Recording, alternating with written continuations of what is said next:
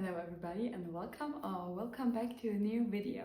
As promised, in this video I wanted to give a quick summary of our holiday, just giving a little bit more insight what parts I'd like, what parts I didn't like, and maybe some things that surprised me. So starting with Bangkok, I knew before going there and before planning the trip that Bangkok is going to be very big, very busy city, and I actually had quite a lot of respect for that, just because I heard a lot of stories that when you first arrive there you're really overwhelmed with the city itself. But I have to say, if you have kind of already a plan what things you want to do, I personally did not feel overwhelmed by it. I find it very interesting, the mix or the clash of modern, of antique, of lots of people, but not only tourists. You are, because of course there are still lots of Thai actually living there, and I really like it when it's not everything just made up for the tourists, but you get a sense of the feeling of the real life, or at least a little bit as well. I like that. Just one thing that you really have to be aware is the long distances. There's not like one city center in Bangkok, and since the city is so big, just plan enough time to get to everywhere where you want to, and maybe see if you can combine one or two things just to save some time.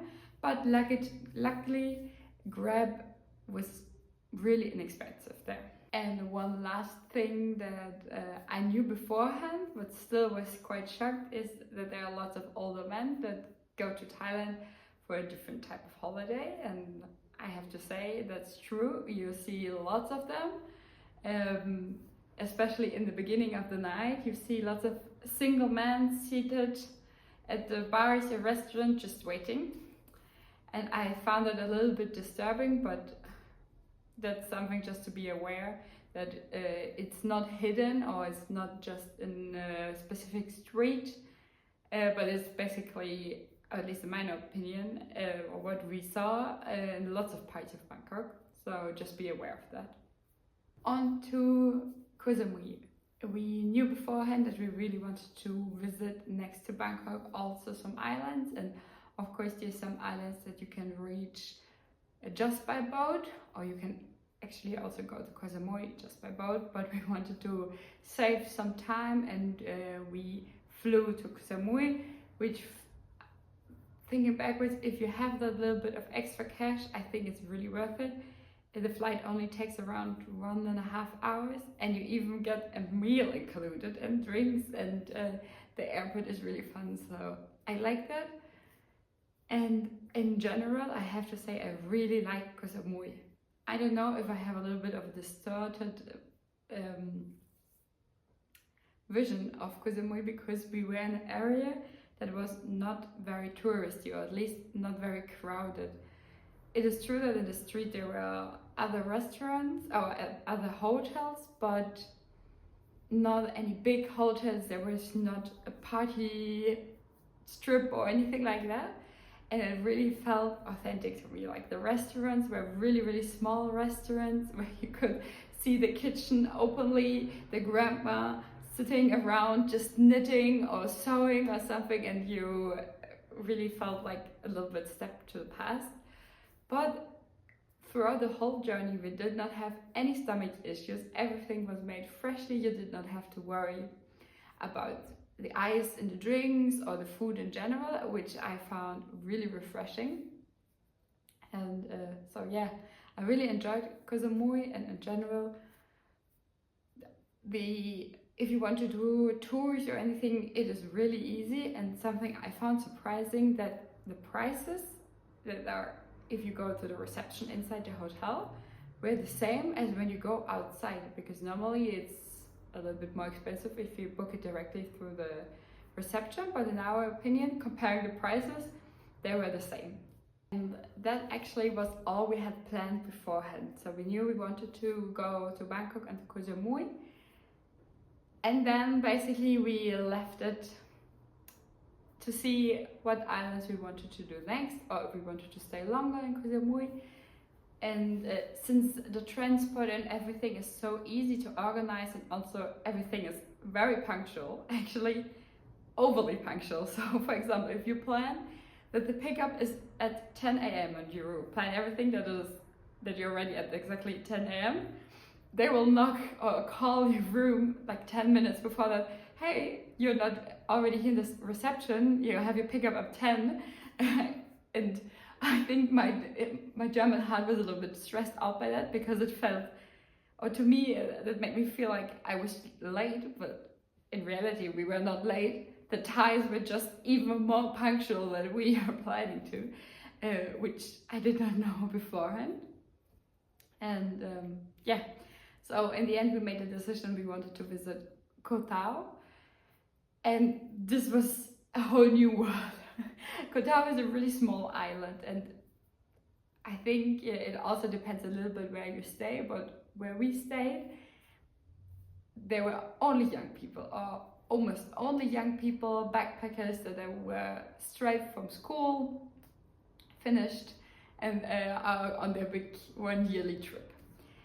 And that was first of all very interesting to see, but also this was just lots of people. Even though we are in the off season, especially at night, there were even lines for restaurants, which in comparison to Koh Samui, sometimes we were the only ones in the restaurant because there were not so many people there. So this was a really stark difference. And also in Koh Tao, it sometimes felt a little bit like Bali, for example. You can get in your yoga classes and then have your surf lessons, your scuba lessons, have your little acai bowl. So yeah, the island life, but just a little bit more focused on the tourist side. But still, I really recommend going there, especially for snorkeling. I was so impressed that we saw so many animals there, and in general the island is very beautiful. And if I would go back, maybe I would not stay so close to the port next time and just go a little bit more to the south, I think it is, because when we went there, everything seemed a little bit more relaxed. But yeah, if you want to have the full experience with the pub crawl and lots and lots of restaurants, then you should stay close to the port. Lastly, we stayed at Koh Phangan, and as well, transport was really easy. I have to say, for me personally, I know in fact it is not true, but it felt that Koh Phangan was bigger than Koh Samui. In Koh Phangan there are lots and lots of construction sites. This is really an island up and coming, so everybody is preparing, and I think most of the builds looked like other hotels, resorts. You saw lots of constructions for gym as well. So it felt a little bit, or at least it did not feel very calm. And the distance were also a little bit longer, but we chose an area that was secluded, where you were in the restaurant, you can go a little bit around, but it's not where all the party life happened, especially because we already kind of experienced that in Koh Tao. We wanted a more relaxed side in Koh Phangan, and I think we really managed that well. And I love the capybara cafe where we went there. It was so cute, and I think it's amazing just in general to spend time with animals. And overall, I have to say I really enjoyed our vacation in Thailand. It is so easy to travel there. Everybody speaks English, or at least some version of English, but you get along really easily. They're also really friendly. They're trying to help you. Of course you can negotiate, but you still get good prices even if you don't negotiate, and you say, okay, it's not worth the hassle, I just accept the price. And in general, speaking about the prices, everything is so cheap. Like the last resort we stayed at, I think it was 25 euros per person per night. And if I now look at Barcelona or even in Germany, it's really hard to find a hotel in that price range that has the same experience of it. I mean, even the breakfast was included in the 25 euros. And sometimes in Europe, only the breakfast costs 25 euros, which is crazy in comparison. And also all the drinks were around 2 to 3 euros. The food was really cheap, but still, as I mentioned, the quality was really good, which is refreshing that you can just eat a lot of things. We ate really well during the vacation, and yeah, I think that is really nice. And Thailand is such a diverse country. I think if I now can go back, I would not only go to Bangkok and the islands, but also maybe visit a little bit of the north, just to see more of the mainland. But maybe that's planned for another trip. Yeah, you can see lots and lots of things, and I think, or I hope it translates a little bit on the videos, that all the islands are different and they all have their own way, and I can only imagine that it's the same for all the other islands. So you can really have lots of things to do, and of course it's always great when you have more time that you can visit more things. But I think also within the 2 weeks we managed to do quite a lot of things without being stressed, and at the same time relaxing and really enjoying our time there. And yeah, I can only recommend you going to Thailand. I hope you enjoyed this little mini series of my vacation. Please let me know if I go on other holidays, if you want me to bring you along as well.